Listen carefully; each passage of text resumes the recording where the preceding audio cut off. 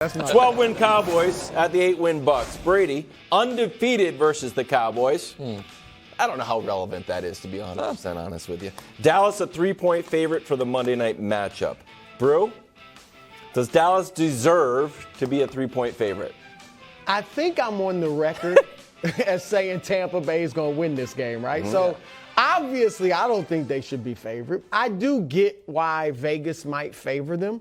They've won 12 games. Tampa's won 8. Tampa didn't even have a winning record. I get all that, all right?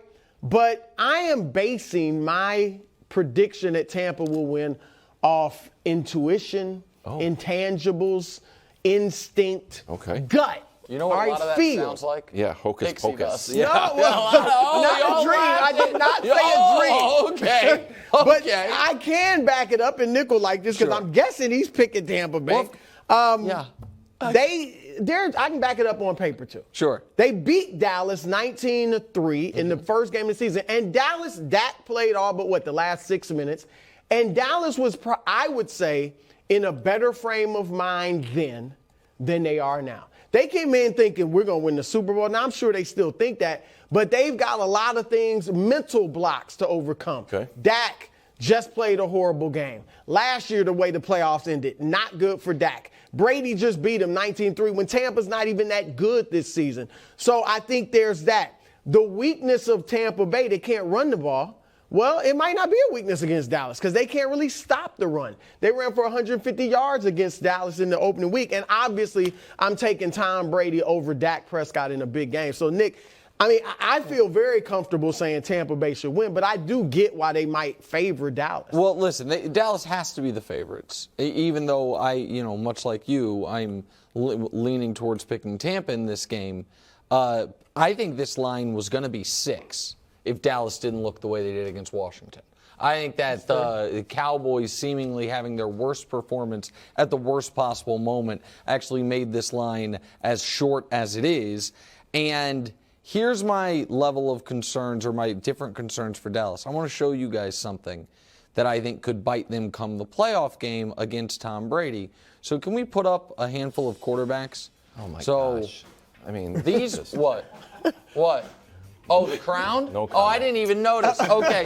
God. What do those 7 quarterbacks have in common? They're really not that good. Correct, except for Trevor. Those are the last 7. Now we can reveal it, please. That's all of the quarterbacks this Dallas team has faced since Thanksgiving. Now, Trevor's excellent, but they scored 40 points in that game. Right. So the Cowboys' defense, which statistically has been backsliding without playing the best quarterbacks in football. And I think we saw this last year with Philadelphia when they were going into the playoffs. I think one of the most important things when you're determining how real of a threat a team is when you start looking at, okay, when they played the other best teams in football, did they play the other best teams in football? Was their defense tested by the best quarterbacks? And then I'm going to say something here before I give it back to you that I don't think's ever been said on television. Jason Garrett made a great point Sunday night. He pointed out this grass versus turf discrepancy for the Cowboys. And it's jarring on both sides of the ball, Wildes. They're 11-1 playing on artificial surface, scoring almost 30 points a game, allowing fewer than 18. On grass, their own scoring goes down a touchdown, and they allow 10 more points per game. And so his point was they're a team that pass rush is built on speed, that offense is built on timing, and on grass it gets disrupted a bit. Well, Tampa's a grass field. If they get past them, Philly's a grass field, and San Francisco's a grass field. Those things, plus the fact that Tom Brady is in a different caliber of quarterback than all those guys we've just shown, except for, of course, the Prince, if you're a Cowboys fan, I think should be greatly concerning for you. Go ahead, bro. All of those are reasons why I wrote him off 2 months ago. Okay. All of that. You must have been looking in my notes. The grass and the turf thing you had He snuck into my room on the He fourth definitely level. didn't have the grass and the turf thing. And 2 months ago, they hadn't played these quarterbacks yet. Here, this is true, though. Those were great points. They're 4-4 on the road, too. All right, they're great at home, 4-4 in a row. And Wildes, their vaunted run game. I love Tony Pollard. Yeah, Thunder but Lightning. Tony hadn't been the Tiger lately. All right, they've averaged 3.2 yards. 3.2 yards. That just came out. 3.2 yards a carry over their last 4 games. Sure. Over 17 games, that would be worse than the league. Yeah. Oh, worse than who? Tampa Bay. Yeah, it Tampa would be Bay worse than Tampa Bay. But I'm saying they are not running the ball well lately. Okay. Dallas, and if they're not running the ball, that means they put it on Dak, and that means a few interceptions. Yeah, that's what's happening to Tom Brady. The Bucs have the worst run defense in the league. It's the worst in 3 years. Worst run defense or offense? Worst run offense. Okay. Worst run offense in the league. They average 77 yards a game. I showed this in a banner yesterday that Dak in these 12 starts score more points than Tom Brady. Very simply, Cowboys score, the Bucs are a bore. I worked a long time on. I liked his. He's not a Mine Tiger. was off the cuff. Exactly off right. the top of the dome. Yeah, It Mine was a much better written. than Mine yours. was a Yours was written. Cowboys score, Bucs are a bore. I'm freestyling up here. No, here's the other thing.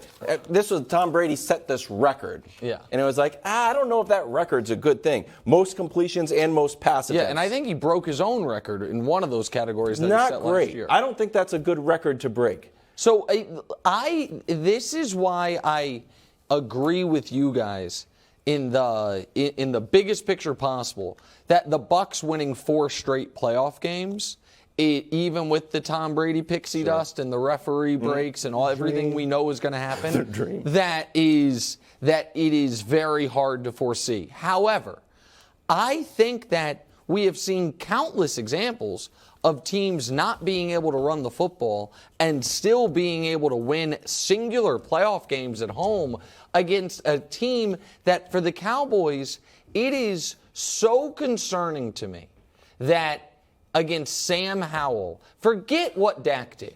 Honestly, set that aside for a moment. The Cowboys were 7.5-point favorites in that game. Yeah. And I wasn't even certain Dak was going to play the whole game because I thought if Philly's up 21 at halftime, they might. And I was like, but this Cowboys defense is going to terrorize this kid, this 5th-round rookie that had not played a single NFL snap prior to this weekend's game. And he looked totally comfortable. I'm not acting like Sam Howell dealed. Washington scored the 26 and 7 was on pick 6. I understand that. But that is concerning to me that the Cowboys, for the first 8 weeks of the season, Micah Parsons is Lawrence Taylor, Dan Quinn's a future head coach, they have the best defense in the league, and I don't know that I believe they have the best defense in this game. Maybe. So if the Bucs have the better defense, we know they have the quarterback you believe in more. A lot of things point to the Bucs, and they're at home. Except they can't score. Okay, well, they've scored enough. Wildes is obviously going with the Cowboys. No, he's going with the Cowboys. I'm going with the Cowboys. They scored fewer points than the Bears. It's a Patriots. We're the worst team in the league. I'm just the mayor of fair.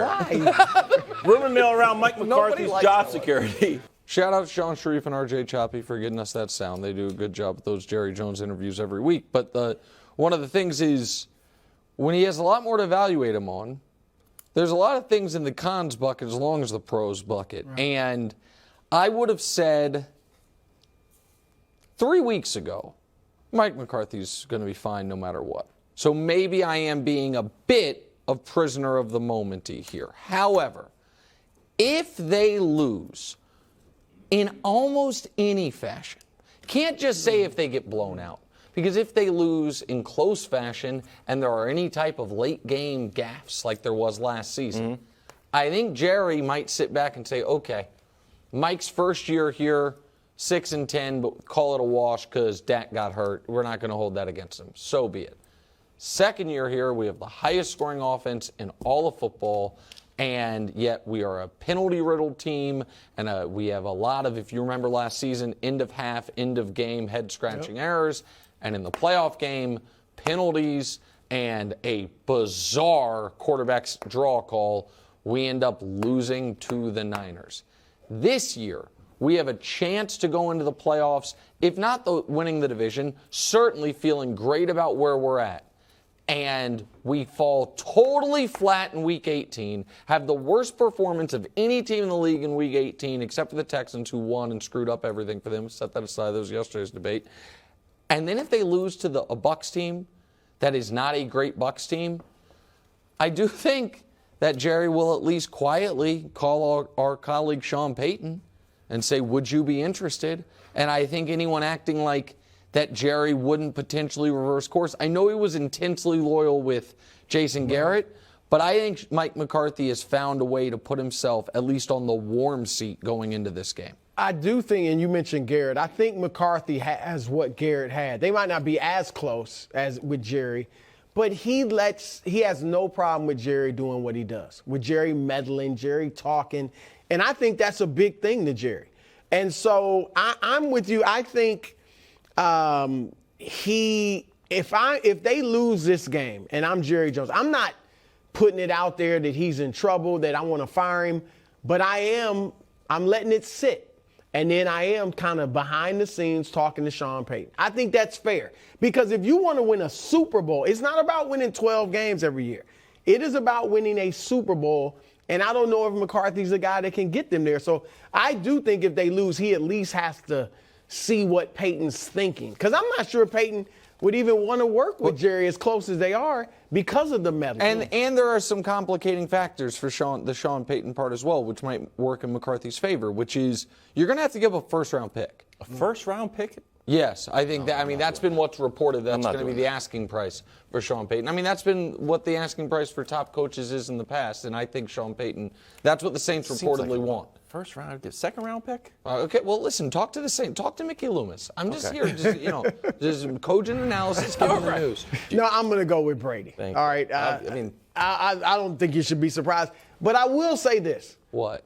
First of all, even Brady's better still, right, than Jimmy G. But even at 46, which is what he'll be next year, he's more durable. Like Jimmy G. Good for you, But this is where Nick and I depart on Jimmy G. I believe that the Niners were ready to move on from Jimmy G because of the injuries. No. You believe they wanted to move on from Jimmy G because of his lack of ability. I believe that I think that's his main problem. This is Brew for, as cogent of analysis well, that's what it is. So it's not contradictory. It is objective, unbiased analysis. You just have this weird thing when it comes to certain players that you think you can treat parts of who they are as if they are, but if this wasn't there. It's the same thing you do with Kyrie. You're like, well, if we stick to just on the court, which he's never been able to do. And with Jimmy G, you're like, well, if we remove the injuries that have cost him 4 of his 7 seasons. Wildes, has Nick ever, when you've talked about Jimmy G in a negative way, I have never heard the word injuries come out of your mouth. It has been, he can't do this, he runs out of the back of the end zone, he throws interceptions. Yeah, well, that's all true. Because if he were Mr. Durability, if he were fully healthy, he still would be bad. He still would have one of the worst playoff statistical resumes in modern NFL history. He still would be the single worst fourth quarter playoff in history. Would he still would be one of only 2 quarterbacks in modern NFL history to run out of the back of the end zone. Would he still at least get to the NFC Championship game every year he's healthy? I don't How about that? You know what? We're about to talk about the Niners, aren't we? Yes. Okay, good. So then we can just wait because Brock is my boy too. If seeing this kid, the 262nd pick of the draft, come in and wheel and deal is not proving that the quarterback wins that Jimmy Garoppolo acquired under the tutelage of Kyle Shanahan maybe aren't worth quite what you thought they were in the open market, then I don't know what will. That's a fair point. Of course. Is it? Well, if Brock Purdy can... Brock Purdy is to the nice. Super Bowl. No. Brock Purdy. Well, let's they misread him. They misread him. He shouldn't have been Mr. Irrelevant. He shouldn't have been Mr. Irrelevant. I agree. All right. Coming up next, we're talking 49ers. First things first. Oh, my goodness gracious. Thanks for watching. Subscribe here to get more from the show and to check out clips from other shows on FS1.